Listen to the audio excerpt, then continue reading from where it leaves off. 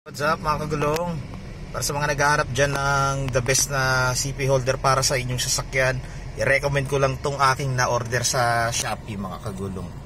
Ayan, magnetic siya. Yung kanyang pinaka-cellphone holder is magnetic.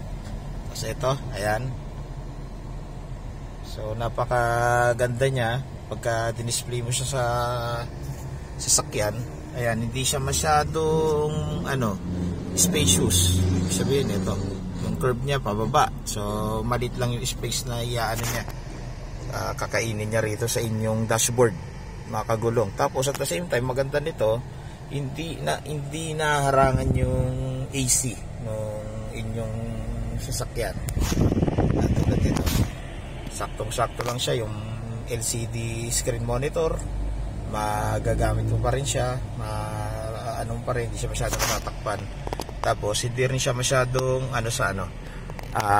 salamin sa kanyang dashboard. So yung vision mo sa kalsada malaki pa rin, maluwag.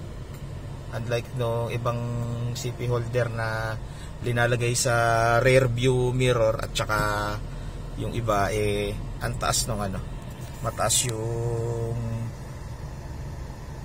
space niya pagka kinabit niya na yung cellphone. So yan, recommend ko lang to mga kagulong, na-order lang natin to sa Shopee. Ngayon, kung kayo ay plan nyo mag-order nito, iano ko yung link sa description box sa baba. Yung i-send ko yung link ng aking Facebook page, at i-message nyo ako doon.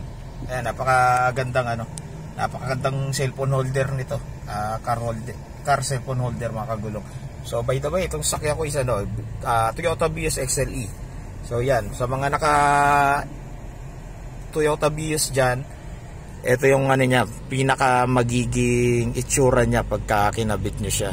So yan, sa mga nagtatanong dyan, yung last na vlog ko na review ko yung loob ng interior nitong Toyota Vios XLE, may mga nagtatanong kasi doon, nagko-comment, nagme-message ko anong cellphone holder yung gamit ko. Ito yan mga kagulong, i-message nyo lang ako sa aking Facebook page, itatap ko rito sa baba mga kagulong. So habang ko din mga kagulong,